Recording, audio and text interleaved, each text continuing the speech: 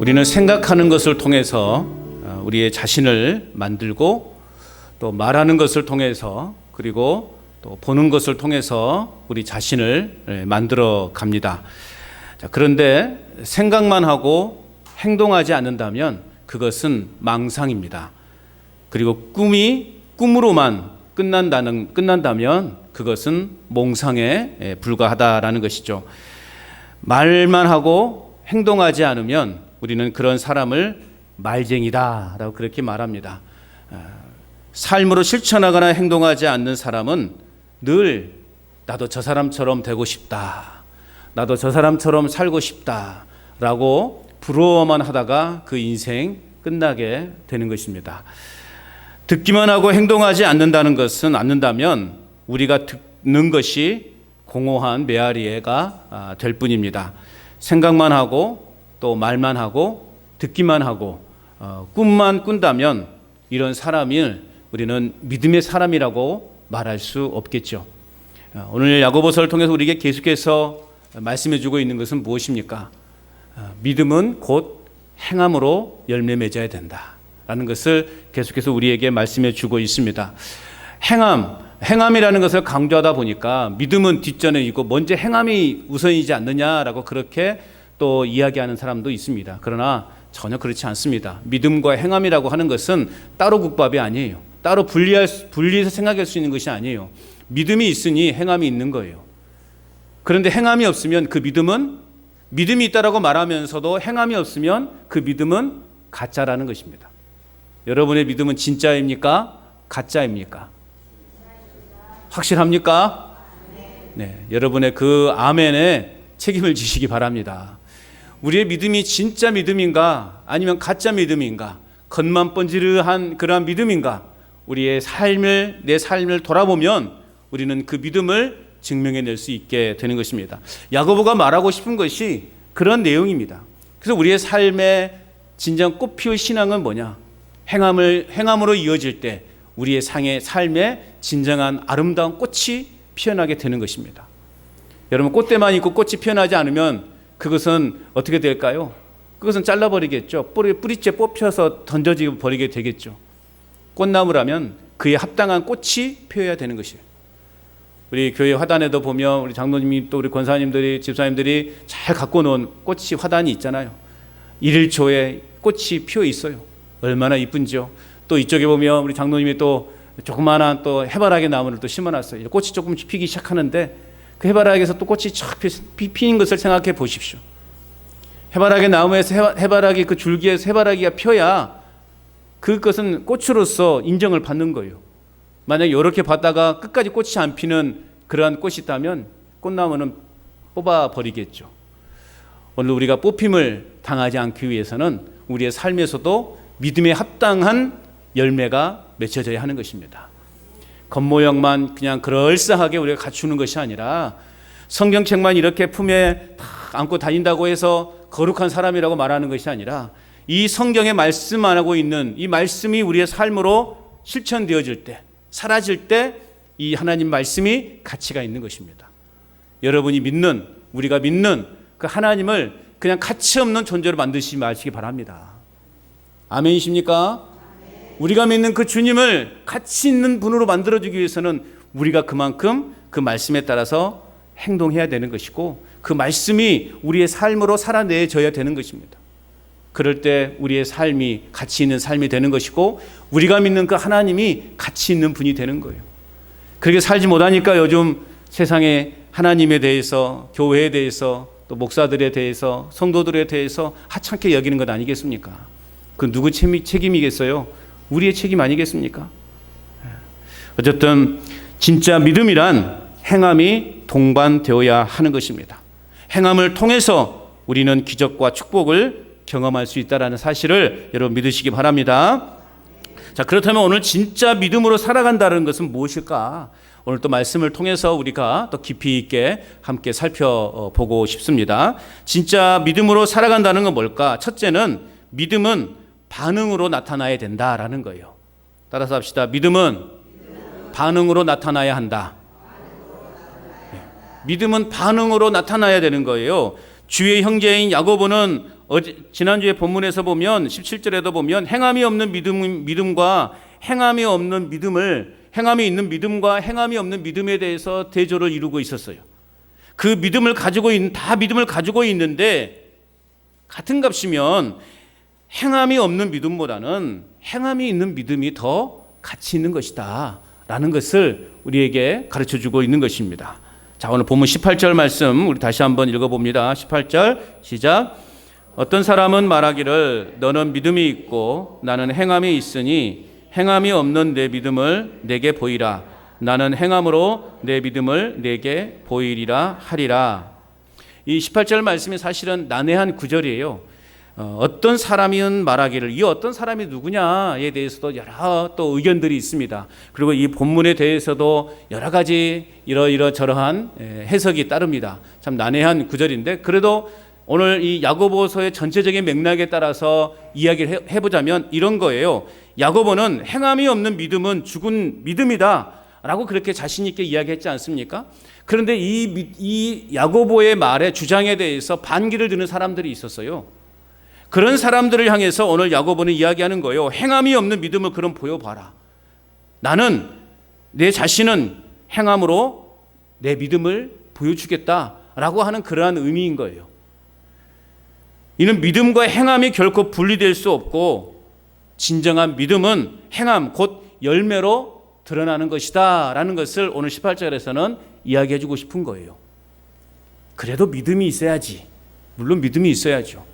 믿음만을 강조하는, 그래서 어떤 학자들은 이 로마서와 야고보서가 또 갈라디아서나 이런 것들이 서로 이 대칭을 이루는, 서로 그냥 막 견제하는 그러한 책이다라고 그렇게 또 딱 구분해서 설명하는 사람들도 있어요. 그러나 성경은 그렇게 봐서는 안 되는 거예요. 어쨌든 성경이 이렇게 서로 대칭하면서 대조를 이루면서 그렇게 성경이 기록되었겠습니까? 행함과 믿음과 행함, 로마서에서는 또 믿음을 굉장히 강조하잖아요. 갈라디아서나 이 야고보서는 또 행함을 강조하잖아요. 그렇다고 별개의 책이냐? 그렇지 않다라는 거예요. 로마서가 필요하고 그 로마서의 결과가 갈라디아서나 이 야고보서를 통해서 나타나게 되어야 된다는 거예요.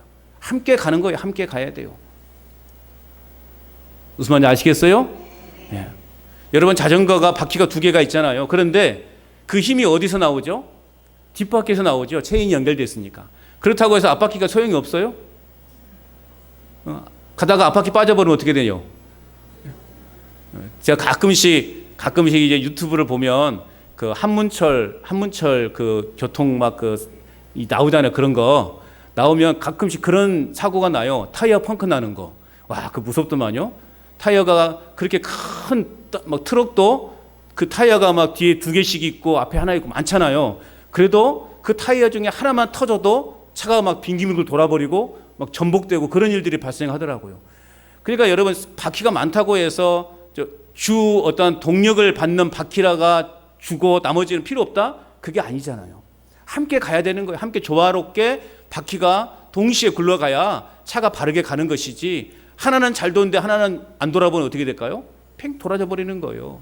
자전거도 마찬가지 아니겠어요? 뒷바퀴에서 우리가 힘을 받아서 가지만 앞바퀴가 소용없는 것 아니잖아요. 자전거 타고다가 앞바퀴 빠져본 적 있으세요? 황당하지 않겠어요? 제가 예전에 차를 타고 가는데요. 이제 순천에 거기 이렇게 외곽도로를 가는데 앞에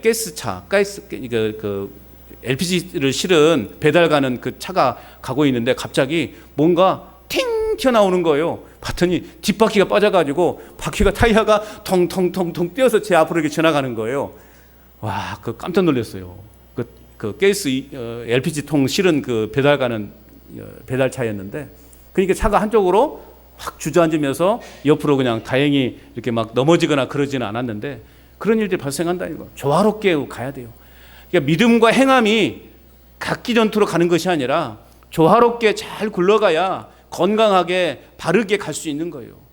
믿음을 강조하고 행함만을 강조해서는 여러분 그건 약간 불완전하게 가는 거예요. 그러니까 우리 믿음 생활에 있어서 믿음과 행함이 동시에 잘 조화롭게 굴러가야 우리의 신앙이 바르게 갈 수 있는 것입니다.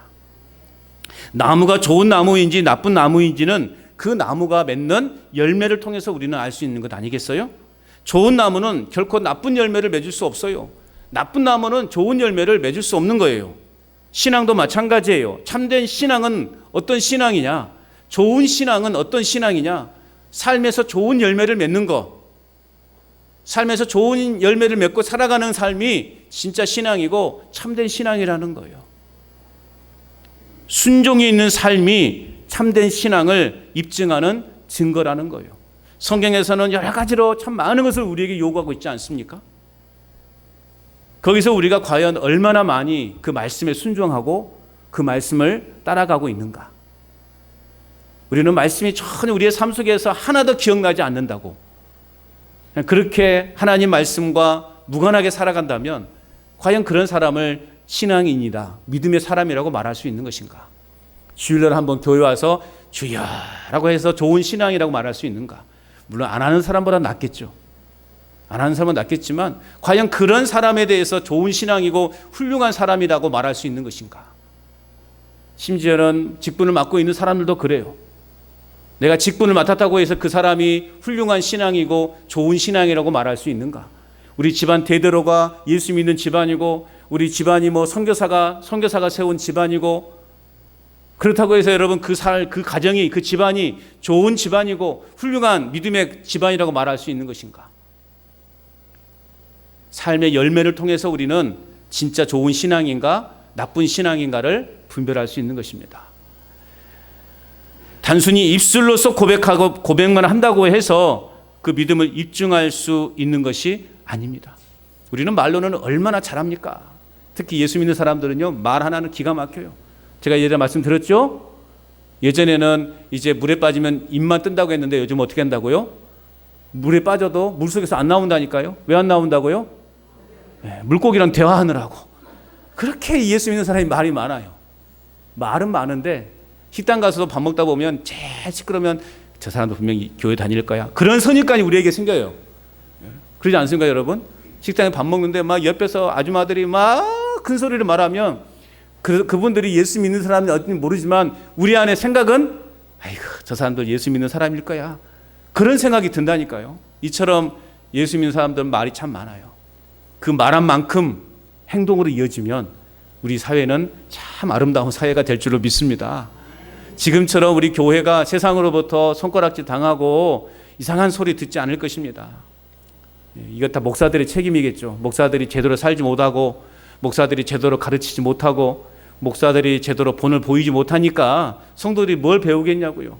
잘못된 것, 성경에 아닌 것들을 교회에서 가르치고 교회에서 설교하고 그것이 마치 하나님의 말씀인 양 왜 아멘 안 하냐고 그렇게 사람들을 이렇게 쪼아대니 성도들이 뭘 배우겠냐고요. 그런 시각이, 그런 상황이, 그런 사상이 머리에 박히니 교회가 어떻게 되겠냐고요. 지금부터라도 교회가 개혁되어야 됩니다.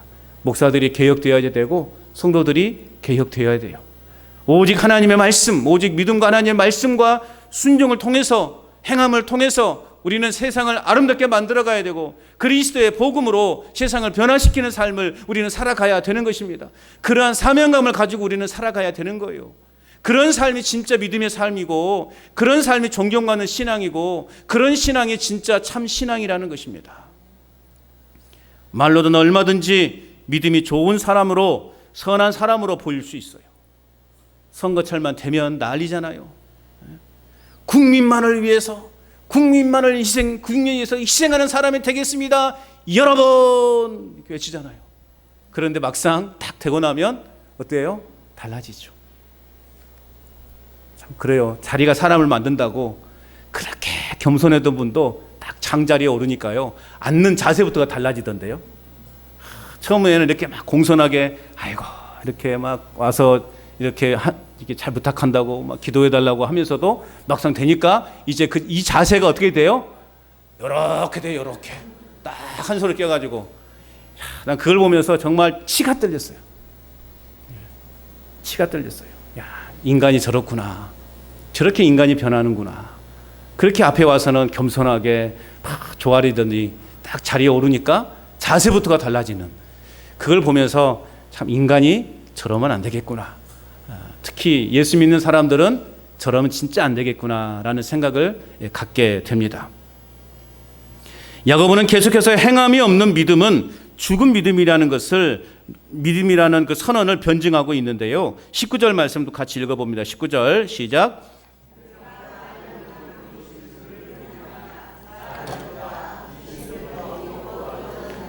여러분, 하나님은 한 분이신 줄로 믿으십니까?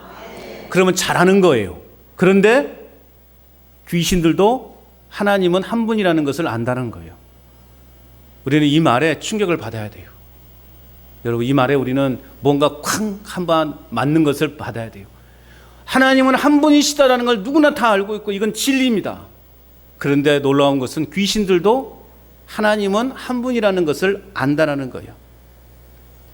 그런데 귀신들은 오늘 말씀해 보니까 귀신들도 믿고 떠느니라 그렇게 표현하고 있어요. 자, 그러면 여러분은 하나님을 한 분이시다고 믿지만 막 두려워 떱니까?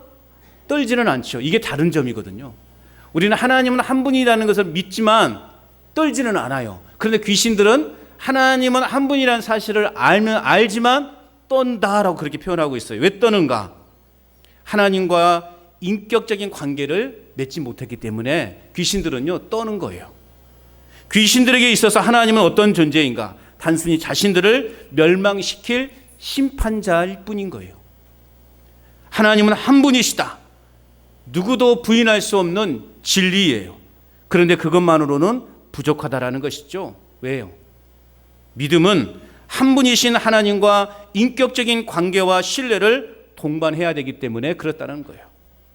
그러므로 참된 믿음은 단순히 하나님은 한 분이시다 라고 하는 이 믿음의 내용만을 아는 것으로 끝나지 않아야 되는 거예요. 입으로 하는 신앙 고백이나 하나님에 대한 지식은 참된 신앙이라고 말할 수 없는 거예요. 그러니까 참된 신앙이란 뭐냐? 참된 신앙이란 하나님의 말씀에 따른 순종을 동반해야 된다는 거예요. 그래서 단순히 내가 하나님을 안다, 내가 하나님을 믿는다, 하나님은 한 분이시다 라고 이렇게 말하는 것으로만 만족해서는 안 된다는 거예요. 물론 안 하는 것보다 낫죠. 그러나 그것으로만 만족하지 말자라는 거예요. 우리는 어디까지 나가야 된다고요? 순종하는 단계까지 나아갈 수 있어야 된다라는 것이죠. 믿음에 대한 지식이 완벽할지라도 여러분 행함이 없는 믿음의 사람은요 묵묵히 행함으로 살아가 있는 믿음을 보일 수 없는 거예요. 행함이 없는 믿음, 행함이 있는 믿음을 살아갈 때 우리는 온전한 하나님의 자녀로 그리스도의 제자로서의 삶을 살아갈 수 있는 거예요. 그래서 믿음은요 어떻게 해야 되는가? 믿음이 있음을 우리는 반응으로 나타내야 돼요. 손가락에 바늘이 탁 찔리면 어떻게 돼요? 탁 찔리면 아야! 여러분들은 아이고 그러죠? 아이고 그러죠? 그러면 당연히 막 입으로 가든지 이게 반응이거든요. 이렇게 반응할 수 있다는 건 뭘 의미하는 거예요? 내가 건강하다는 거예요. 내가 살아있다는 거예요. 그런데 여러분 죽어 있으면 어떻게 될까요? 아무리 찔러도 반응이 안 돼요. 여러분의 믿음이 살아있다면 행동으로 반응으로 나타나야 되는 것입니다. 우리 모두는 말쟁이라는 평가보다는 따라서 합시다. 행동쟁이가 되시기 바랍니다. 말쟁이가 되지 마시고 행동쟁이가 되십시다. 이 쟁이라는 말은 부정적인 의미도 있고 긍정적인 의미도 있거든요. 어떤 한 분야에 전문적인 성격을 띠고 있을 때 우리는 보통 쟁이라고 그래요. 그래서 예수쟁이라는 말이 때로는 욕으로 들릴 수 있지만 한편으로는 내가 예수님을 제대로 믿고 있구나 라고 생각하시면 되는 거예요. 우리는 여러분 말쟁이가 되지 마십시다. 이럴 때 아멘을 하는 거예요. 딸 이상한 때 아멘 하지 마시고 여러분 말쟁이가 되지 맙시다. 우리는 하나님 말씀에 행동하는 행동쟁이들이 되시기를 축복합니다. 진짜 믿음의 사람으로 산다는 것은 행함이라고 하는 반응으로 나타나는 사람임을 여러분 기억하시고 진짜 믿음의 사람답게 행함이 있는 삶을 살아가시기를 축복합니다. 계속해서 진짜 믿음으로 산다는 것은 무엇인가? 둘째는요, 믿음은요 행동으로 나타나야 된다는 거예요. 따라서 합시다. 믿음은 행동으로 나타나야 한다. 믿음은요 행동으로 나타나야 되는 거예요. 야고보는 여전히 잘못된 신앙에 머무르고 있는 자들을 향해서 강하게 꾸짖고 있어요. 20절 말씀 같이 읽어볼까요? 시작.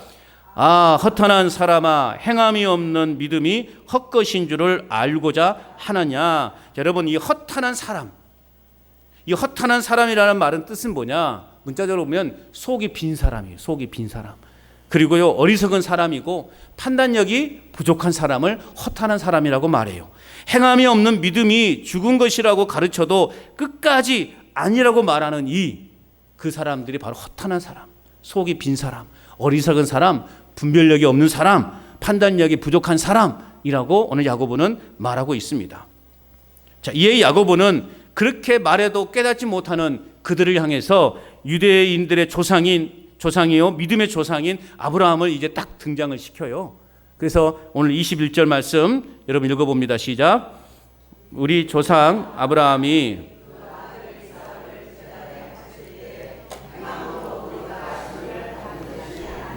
아멘. 여러분, 아브라함은 자기 몸에서 태어난 이삭을 통해서 네 민족이, 네 자손이 하늘의 별처럼 바다의 모래알처럼 이렇게 번성하게 될 것이다 라고 하는 그 하나님의 언약의 약속을 이 아브라함은요 믿었어요.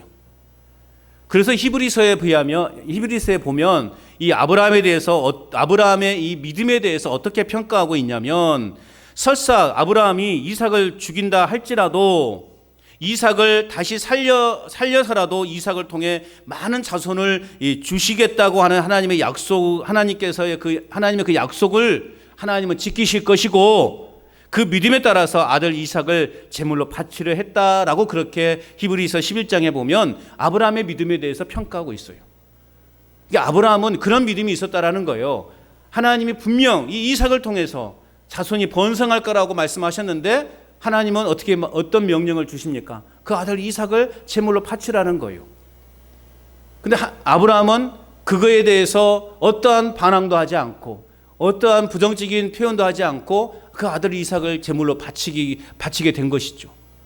그 마음속에는 어떤 마음이 있어서요? 혹시 설령 내가 이 아들을 제물로 바친다 할지라도 하나님은 그를 어떤 방법을 통해서라도 이 아들을 살리든지 어떤 방법을 통해서라도 내 자손이 번성하게 될 거라고 하는 그 하나님의 언약의 약속을 아브라함은 분명히 믿고 신뢰했다라는 것이죠.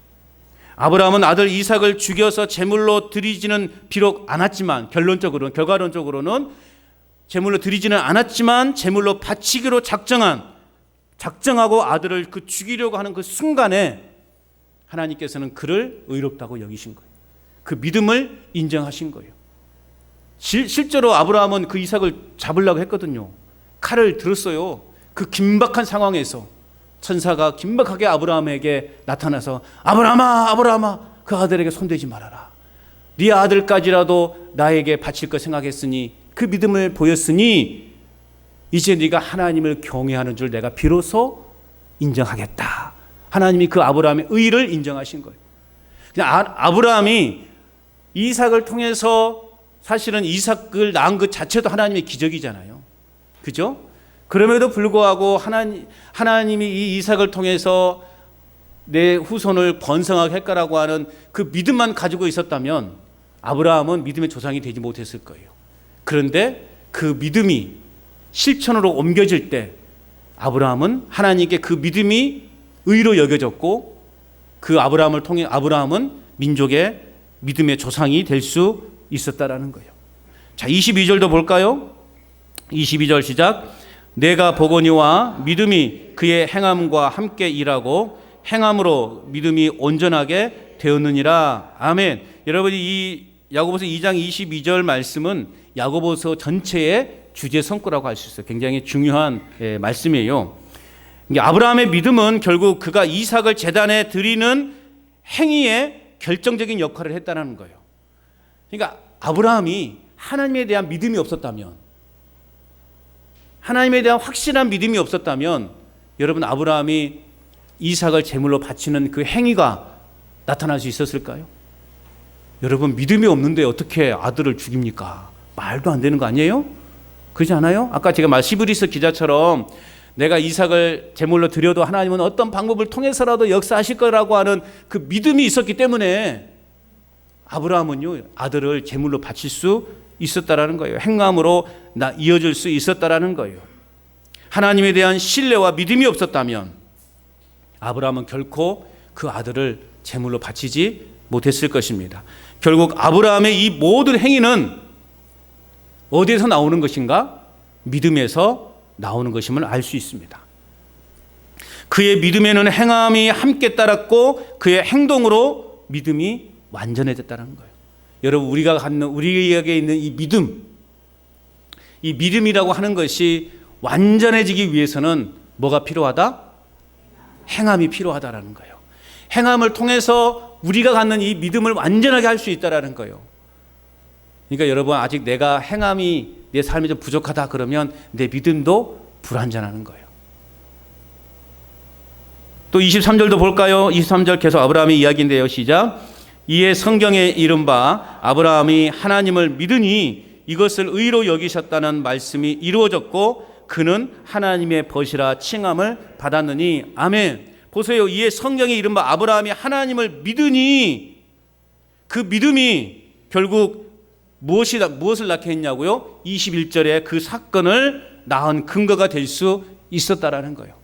하나님을 믿으니 여러분은 지금 하나의 행동을 지금 실천하고 있는 거예요. 그게 뭐냐? 하나님 믿습니까? 하나님은 한 분이심을 믿으십니까? 그 믿음이 있으니 지금 여러분들은 예배당에 앉아 있는 거예요. 행동으로 옮기셨잖아요. 여러분의 믿음은 진짜 믿음인 거예요. 할렐루야. 이렇게 말하면 또 위로가 되죠. 맨날 그냥 뭐라고 했으니까는 아이고 내 믿음이 진짜 믿음인가 가짜 믿음인가 그 갈등 속에 살아가는데 이걸 생각해 보니까 내 믿음이 그래도 진짜 믿음이구나. 이 더위에 이 여름에 시원한 계곡에 가서 그냥 발이나 담그고 물속에 푹 잠겼으면 시원할 것인데 뭐들라고 이 교회 와가지고 이렇게 지루하게 따분하게 앉아있는지 모르겠다고. 예? 여러분의 믿음이 진짜 믿음이니까 이곳에 앉아있는 거예요. 그래요. 우리의 믿음이 이렇게 행동으로 옮겨질 때 우리의 믿음이 진짜 믿음이 되는 것입니다. 여러분은 진짜 믿음을 가지신 분이다. 자신감을 가지시기 바랍니다. 이제는 좀 더 발전해서 이제는 세상으로 나아가서도 세상으로 나아가서도 여러분 믿음의 사람답게 살아보시라고요. 그러면 진짜 100점 그 이상 100점 그 이상 여러분 충분히 지금 100점 믿음이신데 제가 지금 좋은 말로 하는 겁니다. 여러분 듣기 좋으라고 제가 하는 거예요. 100점 믿음이신데 여러분 한 200점 300점 믿음이 되도록 노력하시기 바랍니다. 여러분 1000점 만점에서 100점이 아무것도 아니잖아요. 100점 만점에서 100점이야 대단한 것이지만 1000점 만점에서 100점은 뭐예요? 100점 만점에 10점에 불과한 거죠. 또 이렇게 말하니까 또 고민되네.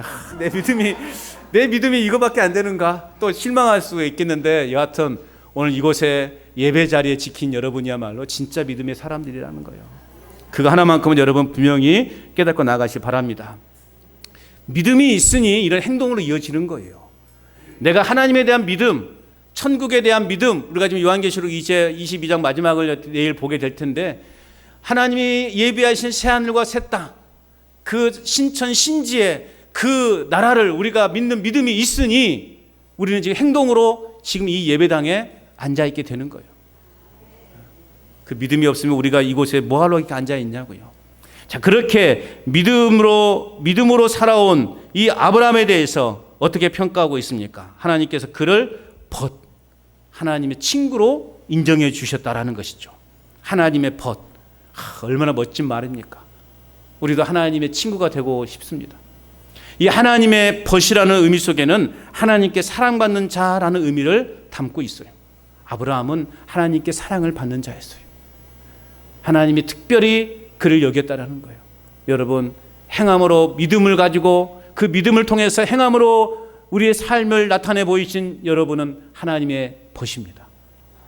하나님의 사랑받기에 충분한 존재임을 여러분 믿으시기를 바랍니다. 그러므로 사람이 하나님 앞에 의롭게 되고 사랑을 받는 것은 결국 믿음만으로 되는 것이 아니라 그 믿음의 결과로 행함이 이어질 때 여러분 우리는 하나님께 진정한 사랑을 받는 존재라는 것입니다. 예를 한번 들어보면 이웃의 어떤 사람이 배고픈 것을 알고도 그 뭐 좀 먹으시오 라고 말만 하고 떠나는 사람과 조금만 기다려 보시오 내가 우리 집에 가서 먹을 거 좀 가지고 오겠어 하고 먹을 걸 가지러 간 사람과, 여러분 비록 이 말은 별로 차이가 나지 않지만 여러분 엄청난 갭이 있는 거 아니겠어요? 그냥 말로만 먹을 것 좀 챙겨 드시오라고 말하는 사람과, 직접 내가 집에 들어가서 부엌에서 맛있는 것을 요리하고 그 사람에게 먹이는 그 사람과는 엄연하게 다르죠. 우리의 믿음이 그렇게 결과로, 행동으로 나타나야 되는 것입니다. 그러므로 24절에 말씀하고 있죠. 이로보건대 사람이 행함으로 의롭다 하심을 받고 믿음만으로는 아니라. 즉 사람이 의롭다 하심을 얻기 위해서는 믿음뿐만 아니라 행위도 함께 뒤따라야 된다라는 것이죠. 그러므로 진짜 믿음의 삶에는 반드시 행동, 즉 행함이 수반되게 되어 있다라는 거예요. 누차 강조해서 말씀을 드리지만, 내 믿음이 진짜 믿음인가, 가짜 믿음인가, 우리의 삶을 잘 살펴보시면 우리는 스스로 우리의 믿음을 점검해 볼 수 있게 되는 거예요. 만약 믿음이 있다고 하면서 행함이 없다면 그 사람은 한마디로 말쟁이가 되는 거예요. 아까도 말씀드렸죠. 말쟁이가 되지 말고 뭐가 되자고요? 행동쟁이가 되자고요. 행함쟁이, 행동쟁이가 되자고요. 그래서 진전 그리스도인으로 칭찬을 받게 될 것입니다. 진짜 믿음의 사람으로 산다는 것은 행동이라고 하는 것을 통해서 증명해내야 돼요. 아까 첫 번째는 반응, 그리고 두 번째는 행동. 이 행동을 통해서 우리의 진짜 믿음인가, 진짜 믿음을 세상 사람들 앞에, 세상 앞에, 하나님 앞에 드러낼 수 있어야 된다라는 것입니다. 계속해서 진짜 믿음으로 산다는 것은 무엇인가? 세 번째는요, 믿음은요, 결단으로 나타나야 됩니다. 따라서 합시다. 믿음은 결단으로 나타나야 된다. 그렇죠. 반응, 또 행동, 그리고 이제 결단으로 나타나야 되는 거예요. 야고보는 허탄한 사람, 그 판단력이 부족한 사람에게 행함이 따르는 믿음이 참 믿음이라는 것을 보여주기 위해서, 증명하기 위해서 두 사람을 이렇게 소개하고 있죠. 한 사람은 우리가 조금 전에 살펴보았던 아브라함. 그리고 두 번째 사람은 누구냐? 오늘 본문에 보면 25절 같이 읽어봅니다. 시작. 또 이와 같이 기생 라합이 사자들을 접대하여 다른 길로 나가게 할 때 행함으로 의롭다 하심을 받은 것이 아니냐. 바로 행함이 있는 믿음의 사람, 기생 라합을 오늘 야고보는 소개하고 있어요. 그런데 여러분, 참, 이 하필 왜 기생 라합일까라는 거예요. 믿음의 조상 아브라함, 그리고 기생, 이방의 기생, 여리고의 그 기생으로 있었던 이 라합, 비교가 좀 되지 않습니까? 야고보는 이스라엘 조상 아브라함의 그 위대한 믿음을 말하고 나서 별로 이렇게 평판이 좋지 않은 기생 라합의 예를 인용하고 있습니다. 자, 그렇다면 라합은 왜 이렇게 지금 야고보가 이렇게 라합이라는 여인을, 기생 라합을 등장시키고 있는 것인가? 출애굽 시대의 실존 인물 라합은 여리고 성 안에서 기생으로 살고 있었죠. 이제 이스라엘 백성들이 요단강을 건너서 여리고성을 점령하고 가나안을 입성하기 전에 여리고성을 무너뜨려야 되죠. 그때 여호수아는 2명의 정탐꾼을 보내지 않습니까? 그 2명의 정탐꾼을 이제 보낼 때 그 2명의 정탐꾼이 이제 노출이 되어버린 거예요. 그래서 여리고 그 왕에 의해서 이제 이 두 사람이 죽을 위기, 잡힐 위기에 처해 있을 때 이 라합이 이들을 구출해 준 사람이죠. 자, 그렇다면 여호수아는 이렇게 이 라합이라는 여인이 어떤 여인인가를 여호수아 2장에 보면 잘 설명하고 있어요. 이스라엘 군대의 거룩한 행진을 진두지휘하는 여호와 하나님을 경외하는 믿음을 가졌던 그 여인으로 소개하고 있단 말이에요. 즉 애굽에서 나와서 홍해를 건넌 그 사건, 그리고 요단 저쪽에 아모리 사람 두 왕을 전멸시켜버리는 그 사건을 듣고 이 여인은, 이 기생 라합은 어떤 생각을 하느냐? 하나님은 여호수아 2장 11절 보면 너희의 하나님 여호와는 위로는 하늘에서도 아래로는 땅에서도 하나님이시다라고 인정하고 있는 거예요. 옛날 성경에는 상천하지의 하나님이라고 그렇게 표현하고 있죠. 그런 하나님으로 인정하고 있었던 거예요. 그러니 내가 이 두 사람을 보살펴주지 않으면 나는 저 하나님으로부터 뭔가 큰 벌을 받을 거라고 하는 그 생각이 들지 않았겠어요?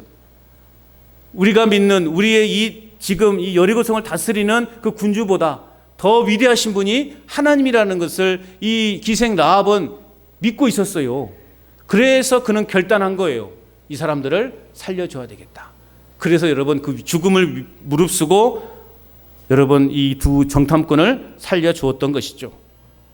타락한 여리고 왕보다 이스라엘의 왕이신 하나님을 그녀는 더 두려워했던 것입니다. 그리고 그 믿음을 행동으로 결단하여 옮김으로써 그녀의 믿음은 그냥 단순히 추상적인 그러한 믿음이 아니라 살아있는 것임을 분명하게 보여주고 있는 것입니다. 여러분 진짜 믿음의 삶은 결단력입니다. 결단력이 있어야 되는 거예요. 라합은 자칫 정탐꾼을 피신시켜 준 것에 대해서 책임을 지을 수 있었습니다. 아니 더 나아가서 그녀는 목숨까지 보장받지 못했을 것입니다. 그럼에도 그녀는 하나님을 두려워하는 믿음을 가진 그녀는 그 과감한 결단, 그녀의 그 과감한 결단이 그녀뿐만 아니라 여리고성이 무너지는 날 부모, 형제, 친척 더불어 구원을 받았다라는 사실이죠. 또 가나안을 점령하는데 엄청난 역할을 감당했던 여인으로 성경은 소개하고 있는 것입니다. 단순히 구원받는 것으로 끝나는 것이 아니라 이 기생 라합은 어떻습니까? 다윗 왕과 예수 그리스도의 조상이 되는 놀라운 축복을 받게 된 거예요. 이런 일이 있을 수 있습니까? 이방 여인임에도 불구하고 또 기생, 얼마나 천대받고 멸시받는 여인이었겠어요. 그 여인이 여러분 예수님의 그 족보에 떡하니 올라와 있다라는 거 놀라운 일이에요. 아마 이제 두 명의 정탐꾼, 유대인 정탐꾼 두 명 중에 한 사람하고 결혼하지 않았을까, 그렇게 이제 족보에 보면 소개하고 있어요. 그러니까 두 명의 정탐꾼 중에 한 사람하고 결혼을 해서 유대인의 이제 핏줄을 이어받게 된 거예요.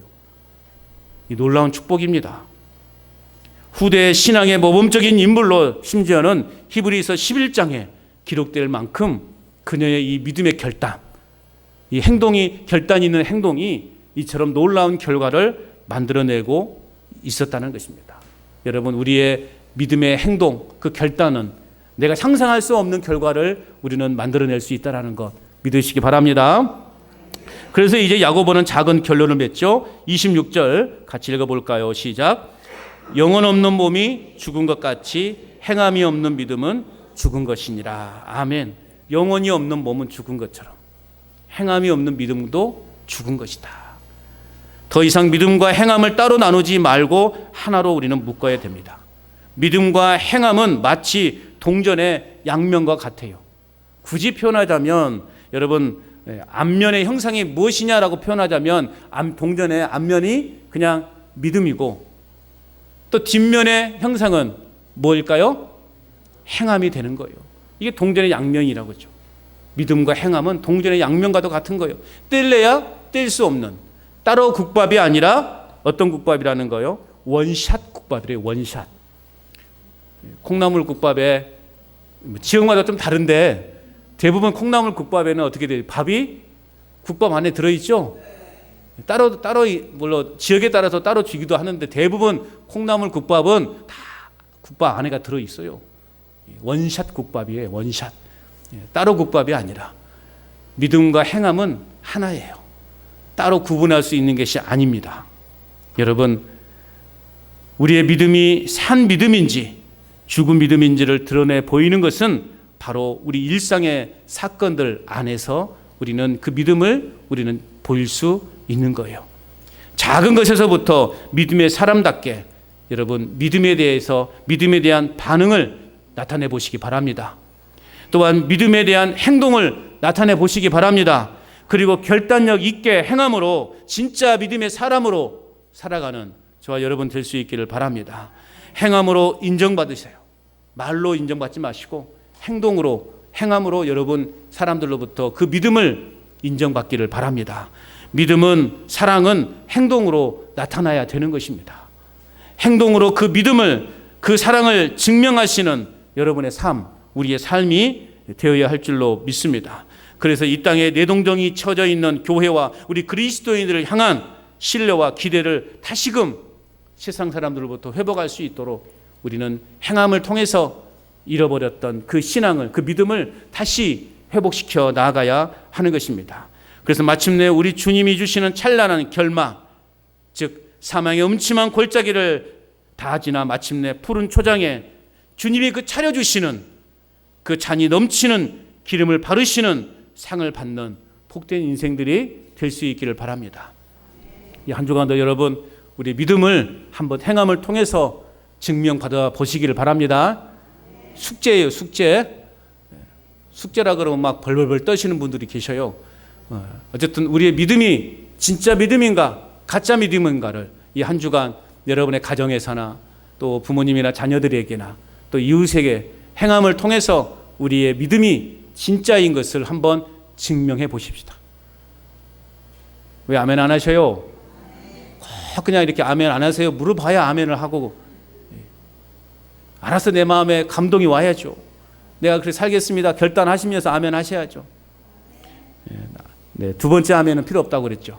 첫 번째 아멘이 중요하다고 그랬어요. 여러분, 어떤 우리의 중요합니다. 요즘같이 참 이 기독교가, 교회가, 예수 믿는 사람들이 이렇게 세상 사람들로부터 참 외면당하고 조롱거리가 되어버리잖아요. 조롱거리가 되어버리는 이 시대 속에서 우리가 할 수 있는 건 뭐냐? 그럼에도 불구하고 우리가 가진 이 믿음을 제대로 삶 속에서 행동으로, 행함으로 나타냄을 통해서 진짜 그리스도인으로 살아가는 것밖에 없어요. 그것만이 신뢰를 다시 회복하는 것입니다.